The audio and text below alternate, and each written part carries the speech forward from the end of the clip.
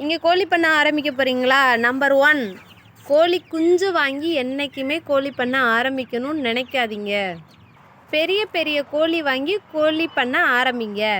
Number 2, எக்காரணம் கொண்டும் நீங்கள் இங்குபெட்டரில் கோழி குஞ்சு பொரிக்க வைக்காதீங்க. அந்த மாதிரி பொரிக்கிற அந்த கோழி குஞ்சுகளுக்கு வந்து நோய் எதிர்ப்பு சக்தி ரொம்ப கம்மி.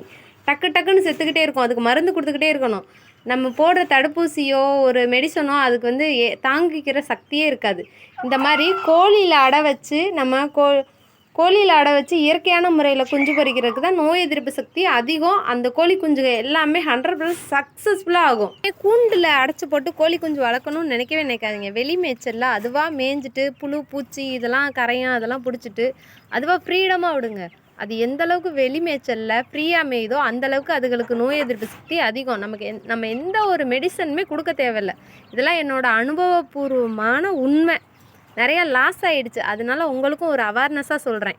நம்பர் 4, எப்பயுமே நம்ம பாதுகாப்புன்றது ரொம்ப முக்கியம். நம்ம பண்ணையை சுற்றி எந்த கோழி வெளியில் தாண்டி போகாத அளவுக்கு ரொம்ப உயரமாக வேலி அமைச்சிக்கோங்க. அது நமக்கு வந்து வெரி வெரி இம்பார்ட்டன்ட். நம்ம வளர்க்குற சின்ன கோழி குஞ்சுங்க அங்கங்கே வெளியில் காக்கா பருந்து இதெல்லாம் பிடிக்கும் வெளி மேய்ச்சல் விடுறப்ப.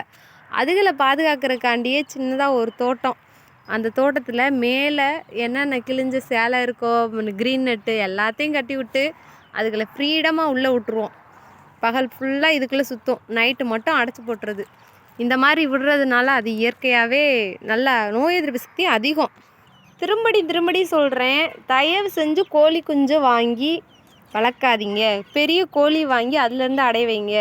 நீங்கள் 20 கோழியோ 10 கோழியோ 15 கோழியோ வச்சுருந்தீங்கனால அது உங்களுக்கு 3 மாதத்தில் ப்ராஃபிட்டு. உடனே நீங்கள் பார்த்துடலாம். கோழி குஞ்சையும் பார்த்துடலாம், கோழியும் யாரு கேட்டால் சேல்ஸ் பண்ணிக்கலாம். இந்த மாதிரி குஞ்சு வாங்கி என்றைக்குமே வளர்க்காதீங்க. நான் பண்ண தப்ப நீங்களும் பண்ணாதீங்க.